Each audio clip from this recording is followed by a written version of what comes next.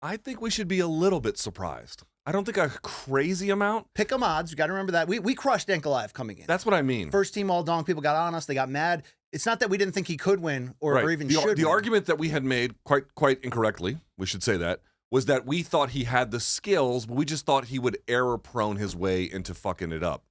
And that's just simply not what happened. I know you take some issue with how he approached the 5th round. We can circle back to that in just a minute. I thought it cost him. You thought it cost him? I thought it was going to cost him, is what I'm saying. Oh, I see. I mean, I would say this. Dude, Ankalaev fought really, really well. And again, not in a way that was overwhelming. To your point, he didn't get any of the takedowns. To your point, in I think at least 2, if not 3 rounds, he was numerically outstruck. Again, there's some qualitative differences along the way. But the reality about what Magomed Ankalaev was able to do is, you asked, was it surprising? A little bit for me. Yeah. I was waiting for the bottom to drop out. I was waiting for some kind of inconsistent effort. I was waiting for some kind of, I don't know, for whatever he was producing from. I mean, round 1, okay, he lost, but it was fine. Round 2, he looked awesome. Round 3, a little bit, that's the swing round. That's a really tough one. Definitely the swing round. Round 4, back to Ankalaev, and then round 5, I thought was Sal Diamato notwithstanding. We'll talk about that. I thought that was also for Poatan. And so, it was, to me, I mean, here's the reality, dude. It wasn't comprehensively overwhelming, but people like me, people like us, saying that he had the skills but couldn't deliver because of the inability to make good decisions over the course of a bout, that is simply not true. That simply did not materialize, at least not in this case. That is true in certain other cases, obviously, but it didn't materialize on Saturday. And here's the reality. I looked this up. You can even compare this to other 5-round fights that he has had. Not only did he win the bout and obviously perform quite ably, even if you didn't score it for him, he actually landed more significant strikes against Poatan than he has against any other opponent, including those in other 5-round contests. He did his best work against his toughest opponent in the most high-stakes bout. Dude, you simply have to give it to him. You got to give it to him, yeah. And I understand the folks who might be like, I got Poatan 135. Fine, we'll talk about scoring in a minute. Sure. But there's no looking at Ankalaev's performance and then doing what we were doing, which is calling him Donkalaev, and he'll mess it up. He didn't. He actually executed really, really well, all things considered. I do think it's a little surprising, but to that point, maybe it shouldn't be. It was surprising. Let's be honest. I did think he was going to hurt himself on the scorecards when, after a dominant cage control in round 4, the closest he came to using that grappling, that advantage that we thought, that technique coming in, to not come out in round 5 and do the same thing after he completely controlled and exhausted Pereira in round 4. I questioned that because I thought Pereira outstruck him in that final round. And it goes back to the scoring. Could you score it 3-2 Pereira? You could. But Luke, if we had scored it, if the judges had scored it 3-2 Pereira, I think everyone would have been talking about how the star, that Ankalaev got robbed and UFC protected the star, even though they didn't protect it. It's the judges that score that. I'm happy that Ankalaev got the nod in the end, because who fought better? Who took one of the, arguably the most dangerous fighter in the UFC, took him out of his game, changed the terms, forced him to fight off the back foot, made him uncomfortable with constant pressure, and did not make one of those key mistakes technically where you opened yourself up to be finished with one shot.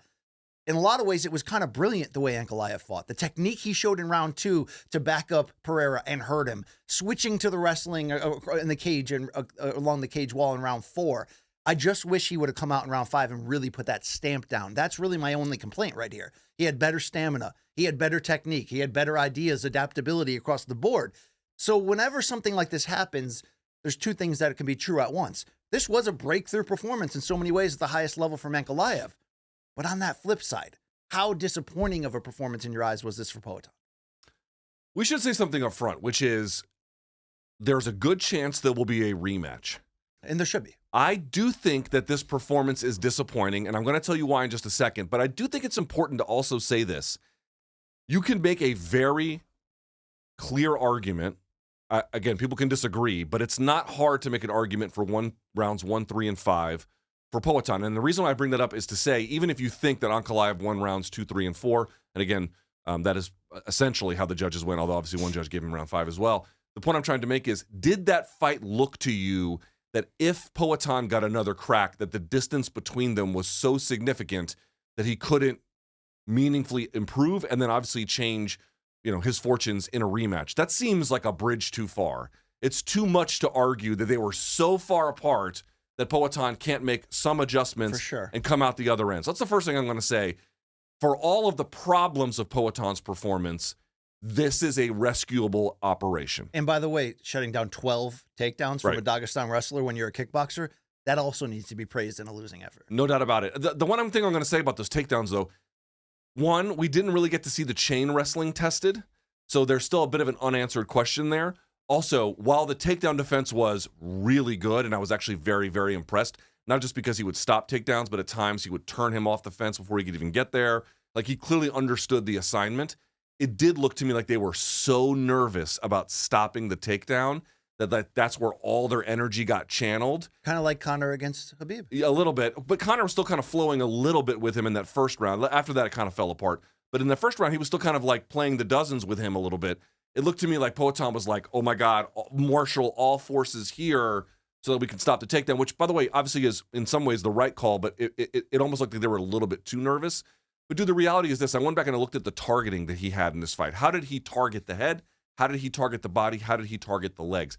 He targeted the head, being not even just what you hit, like what I'm aiming for. Talking about Pereira here? Yeah, 14% of the time. Oh my God, man. It was overwhelming leg kicks and then some stuff to the body, obviously some stuff to the head as well, but not much. And this is the point. And I think this is why Sal D'Amato may have made the score the way he did, BC. I'm not telling you that Poatan's leg kicks aren't effective generally or haven't been decisive factors in previous contests. Did they look decisive to you in terms of changing how Ankalaev fought in this fight? They really didn't.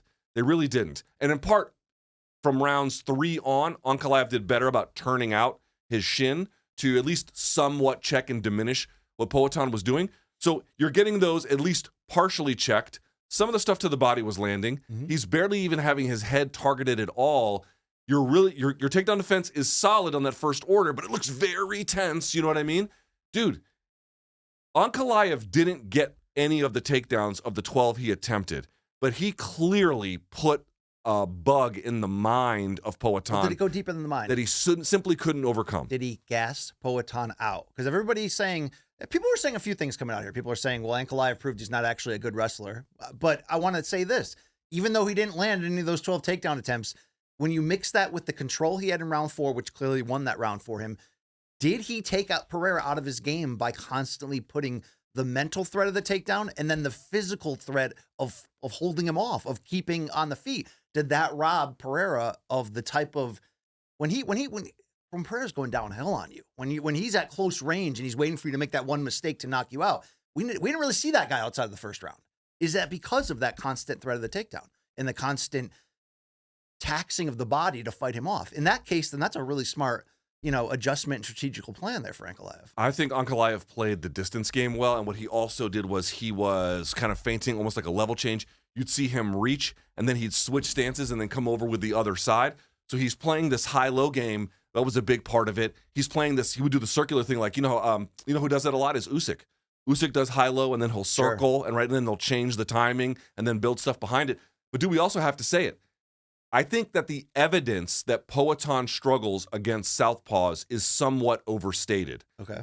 Ankalaev, however, in this case, to me, took some meaningful steps to completely neutralize the lead left hand of Poatan, and that made him go to his second and third order weapons, and you just saw how ineffective they were. So him on the back foot, he got criticized a lot on Twitter, saying he's been exposed. He can't fight off the back foot. But I guess what I'm really trying to ask you, is it that, or was he exhausted from the constant pressure? I didn't read that he was exhausted. Did you read that? When you rally in round 5 trying to defend your belt like he did to win the round, you can't say exhausted. But I do think from rounds 2 through 4, we saw a diminished Poatan compared to normal when he's at kickboxing range across from somebody. I think the lead hand fighting, the lack of the leg kicks having enough of a pronounced effect, having difficulty closing the distance on his terms. By the way, we should also talk about this. Ankalaev was quicker. Yeah. Not that that's hugely surprising, but then when you see the contrast, one guy is moving around, one guy is stepping in and out, one guy is feinting, one guy is level changing, and he is able to get into position and out of position more quickly. He's setting the terms. He's faster with it. He's shutting down, to at least some meaningful extent, the lead left hand, checking some of the leg kicks. Poatan Poatan doesn't have a ton of flashy offense. He's got something of a meat and potatoes offense. Sure. And so if you can take out certain pieces of the pins of the grenade, there's just not, well, that's actually wrong because they pull the pin and then they'll let the spoon go, it explodes. What I'm trying to make is if you disassemble the bomb a little bit, obviously you need all of the chemical reactions and everything else to work. And it looked to me like Ankalaev, as I said this before, he didn't have an overwhelming offense, but he had a consistent offense and he had a neutralizing offense, both I think mentally and physically. Poatan's meat and potatoes game, I think, somewhat caught up with him here now. And it's worth saying also, and I go back to this, listen, can everybody be what Poatan was in kickboxing or even in MMA, the kind of striker that he is? Obviously not. But I go back to this with these kickboxers who come over late into MMA. It's partly true with Izzy. Izzy was never a takedown threat, right? Poatan is not a takedown threat. He might have good takedown defense in this fight, and he certainly did. But this is where a lack of diversified offense can cost you. We always say it. You can have a lopsided offense in high-level MMA and A, go pretty far, and B, win. You can literally win world titles with it, but it has to be overwhelming to everyone. Yeah. Because the instant someone can pull the plug on it a little bit and you now are required to go to second and third order weapons, the whole shit falls apart. He was still able to keep it together at least a little bit here. And again, you can make a case for 1, 3, and 5. But I think all of these factors, BC, the lack of well-roundedness, the things Ankalaev was doing, some of the physical traits he employs, the game plan, the high-low, the in and out, the dismantling of the lead left hand, he simply didn't have an answer for that. And good on Ankalaev for how well he performed. Long Island Luke, I'm interested to get a third opinion here. Was Poatan flat here, or was this just that first opponent at 205 that really, outside of the first 2 rounds against Roundtree, played better chess than him throughout? I think it's the better chess thing. I don't think he was flat. I think people are just using that now, given the result. They're like, oh, well, now that I look back, he was a little flat. I think he was just, Ankalaev did a great job of mixing things up, and it was enough. Ankalaev, round 2, is like a new mythical fighter. He looks so fucking good. Walking Poatan down, hurting him late. Drilling him off of his own balance, like popping him back. I was like, dude, holy fuck. I couldn't believe it. You know? It was incredible. Let's talk about the scoring in this fight. Because in real time, I scored at 135 for Poatan, 3 rounds to 2. But I knew that was going to be a tough thing to defend afterwards. It was really more of the scoring system. What I'm trying to say is, who did my eyes tell me won that fight? Ankalaev. Neutralized what Poatan does, hurt him, controlled him around 4 with the wrestling, and even with that late rally from Pereira, scoring-wise, 10-point must system, I did think there's a case, and I did have it for Pereira, but I was almost happy that Ankalaev won because he deserved to have one. Does that make any sense? It's 2 competing theories at one. In the letter of the law, I do think Adesanya has an argument to have won this fight. Because even though am I saying Adesanya, Pereira, even though it was clear that Ankalaev, like I said, the rounds he won them more dominantly, won the story of the fight, won all of that stuff. But what about round by round? So first round, we're giving it to Pereira. Second round, best Ankalaev we've ever seen. But third round is the swing. And all 3 judges would ultimately score that for Ankalaev. But I felt like, and maybe we can say don't trust the stats on the screen, but in that round 3, Poatan outstruck him, landed what I thought was the best strike of the round when he had Ankalaev against the fence and he landed that lead overhand, and chipped him up, tore him up to the legs. It was really the last round that he effectively was tearing up Ankalaev to the calf, where you're like, I wonder if this is going to be a problem late. Is there a strong argument? Because if we're all saying he won rounds 1 and 5, Saul D'Amato's not, and we'll get to that in a second, but that round 3, you've watched it a million times. I feel like Poatan, not Adesanya. The story, Chuck was right. The story's about Poatan. I feel like you could give him that. And if you do, isn't that 3-2, Pereira? If you give him round 3, it is certainly 3-2. It would have been at least on 2 of the judges' scorecards, right? It still would have been split. That would have been a shitty result, by the way, because we all saw who the better fighter was. Yeah. But this isn't the perfect scoring system, I guess. No, I understand. I don't think you can make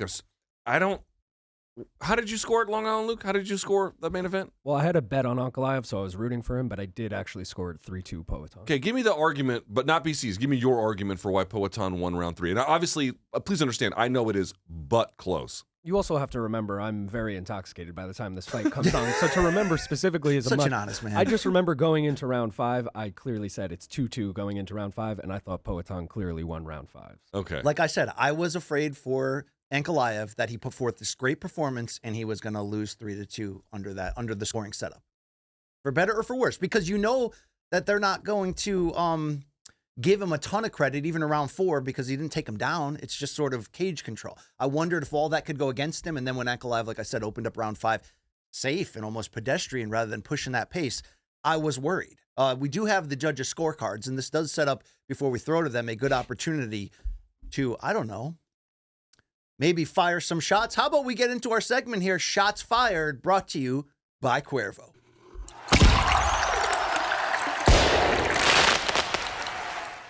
He doesn't have the best reputation in these MMA scoring circles. Veteran Judge Sal D'Amato. Can we show these scorecards here? So you see the judges Mike Bell and Derek Clearly, the first two starting from the left, 3-2 in favor of Ankalaev, with round 3 being that swing round. In fact, all 3 judges scored it for Ankalaev in there. So I can't argue that too much in the favor of Pereira. But Luke, let's look at Sal D'Amato's card. Rounds 2 through 5 going to Ankalaev. These are the judges. These are the guys reading the rule book. These are the guys with a way better seat than I have, and they're not tweeting and trying to, text people back like I am between rounds. Is there any case here for Sal D'Amato to be correct that this was a 4-1 fight? I don't think so. Again, numerically, Magomed Ankalaev had more strikes, 20-14. However, with that 122 of control time, those were often in the clinch. And I want to say something. People say Ankalaev was just holding Pereira against the fence. And there are certainly 1,000,000,000% true examples of it, including in this round. I think it's overstated for round 4. I really think people are grossly overselling some of the key components. But as it relates to round 5, that numerical total is really deceiving, BC, because so much of it came from busy work there. I will also add, though, if your Poatan takedown defense is not merely stopping the takedown, but extricating your back off of the fence, which he simply had a very hard time doing against an opponent like this. And I'm also going to say something else. Every time that I argue on this show, on my personal channel, anywhere, that referees in MMA need to be granted license to foster quicker action, Sure. People always say, no, we can't touch it. No. You have to save the integrity of the sport. There should be no stand-ups. There should be no intervention. Guys, you can't have it both ways. Either people holding someone else against the fence and not doing anything is basically slow stalling, or it's not. Either it's a problem you want to solve, or it's not. If you have argued against more proactive referee intervention, you simply have no license to cry about this. And I know what they're going to say. Well, the judges should still render a decision that is favorable to the guy, getting pressed up against the fence? That also doesn't even make any sense. They're also not doing anything. So at best, it's kind of nullified, and then you're sort of left to judge the other pieces. We need to empower the rule makers and the rule enforcers to promote better action in the sport. This is one clear example in round 5, and then again, part of round 4, there was one separation that Mark Goddard went through, which, by the way, I was totally in favor of. Sure. That gets you to situations like this. People need to consistently understand how their worldviews about MMA impacts the rules, impact the rule enforcers. This is a bit of a wake-up call for all the Poatan fans being like, oh, this was so unfair. Are you the guy that has argued for quicker separations? Probably not. Well, let's talk about the letter of the law in judging, because I think you pointed out something which is true. Poatan stuffs 12 takedowns, but in MMA scoring, you're not going to score the defense on there, so his reward is not being on his back. But on the flip side, do you then reward Ankalaev for that constant pressure of takedowns in some of these close rounds? I guess if the striking is ultimately equal, then that could be the thing that gives you the edge. Only if the damage is equal. Only if the damage was equal. I just felt like, letter to the law of round-by-round scoring, this was a closer fight than it looked with our eyes, straight up. No question about it. Oh, yeah. But even then, even for somebody like me who thinks that Ankalaev is probably the rightful winner, round 5 is not a strong argument for Ankalaev. But also because the commission won't ever tell us why anybody scores any round the way that they do. Okay, we're left to wonder what exactly he saw that he spotlit as something important. Then I got to ask you, what did all 3 judges see in round 3, giving that to Ankalaev? I'm calling that the swing round. I have a theory about that. So I watched it multiple times, and I'm like judging, okay, who won each minute, which I know is not how it's done, but I'm just trying to quantify. And it kind of went back and forth and went back and forth. And then if you'll notice, what's the last big strike either one of them lands in that round. That stiff jab? It was Ankalaev's jab. Yeah. It was a heavy jab that popped his head back, and it didn't rock on Poatan, but it did cause him to have to catch his balance. And I think I counted there was only like 45 seconds left in the fight, or the round, and it was Ankalaev who was still on top of him, pushing. I have a feeling that probably the judges were looking at it being like, this is close. And that one strike, again, I can only imagine because they don't talk to the public, but just having heard them explain decisions in other ways, because I've been on some of these referee calls where they have to like watch rounds and explain how they score it. I have a feeling that played a pretty decisive factor in how it ultimately went to Ankalaev's way by the slimmest of margins. Hopefully Sal D'Amato will show up on Henry Cejudo's podcast to break it down. That would be really nice. Let's hear from the fighters here. Let's go to Ankalaev first. Letter B on the list there, Long Island Luke. This is him saying ultimately that not only did he win, but that Poatan's a runner. Let's listen in. Kind of some tight rounds to score as well. All three judges had you winning 2, 3, and 4. Man, at the end of 5 rounds, how confident did you feel that you had won the fight? Yeah, you know, I was confident. I kept on moving forward. I kept pressuring him, and he kept on running away from me. You know, for 20 minutes, this guy was running away from me. And then I heard at the end of the fight, he was saying that, you know, he wasn't sure why the victory was given to me. Who's supposed to be given the victory? You know, I've been pressuring him the entire time. He was running for 20 minutes, and then he's wondering who's supposed to get the victory. Listen, I'm happy for a rematch if he wants a rematch, but then maybe in the rematch he could fight for real, not just run away the entire time. Data, and he said he's not sure, but a rematch probably makes sense given it was close. I mean, is that the fight you want the most? And if so, how soon would you like to do it? Yes, I never picked my opponent, so I'm very much happy and ready for a rematch. Whenever UFC offers it to us, if you know, we'll see what the date is. We'll be happy to accept it. I know he's going with big Onk energy now. I like heel Onk. I like when he was like, yeah, John Jones, I'd beat him in his prime, and also John Jones is a steroid cheater. He pulled that one out. What do you make though of the comment about the running? I don't see that per se. He had him on the back foot. That's a big part of why Ankalaev got the win. Look, Ankalaev was the better fighter in this fight, but to say Pereira ran away from him for 20 minutes, I didn't see that. Yeah, running is a strong way of putting it, but if you're Ankalaev and you're walking the guy down and he's trying to use lateral movement to get away and defend takedowns, I can see why he would think you're not engaging with me. I can see how he'd think that. Of course, the reality is he doesn't have to engage with you on your terms. He has to engage, he wants to, at a bare minimum, engage with him on his terms, and he simply didn't get a shot to do that. I thought in round 2 when Ankalaev was literally walking down Pereira that he was going to walk into something massive. Credit to him for not, you know, for always having that defensive posture still there. The technique was strong, but did you have that feeling too? I'm like, you're going to get what everybody else got. You're walking into traffic. You're too confident in there. He knew though. He could tell that the pressure was getting to Pereira, but I was a little nervous for him in round 2 there. I will tell you what, man. I knew something was up in that second round when he hit Poatan with that push kick that sent him like careening into the back of the fence. I was like, holy shit, that was awesome. I too thought that was, I didn't know if he was going to get knocked out, but I thought at some point the wheels were going to come off. Dude, we got to say it. We were wrong on Friday. We were wrong about Ankalaev.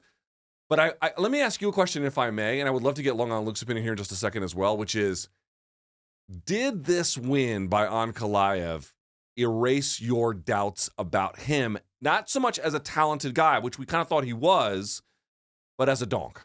Does this erase Donkalaev from you? Yes, I regret Donkalaev as a name, first team all donk. He's shown to be a mistake-prone fighter at times. You can question his fight IQ like we have at times, including the end of that Blachowicz fight. And look, I questioned it watching this fight in real time about round 5 when he didn't come out with that same posture and pressure that was swallowing Pereira up in round 4.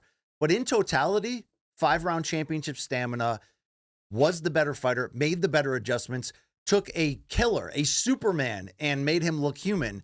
Yeah, I take back everything I said. Ankalaev, when finally given the chance, and I did believe, like you, that UFC was delaying this for as long as possible.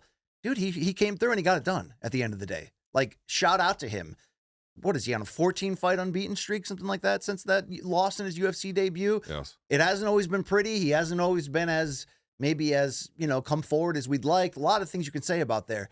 But he was the better fighter in every single category against the guy who was number 3 pound for pound on my list. Yeah, I take back everything I ever questioned on this guy in that regard.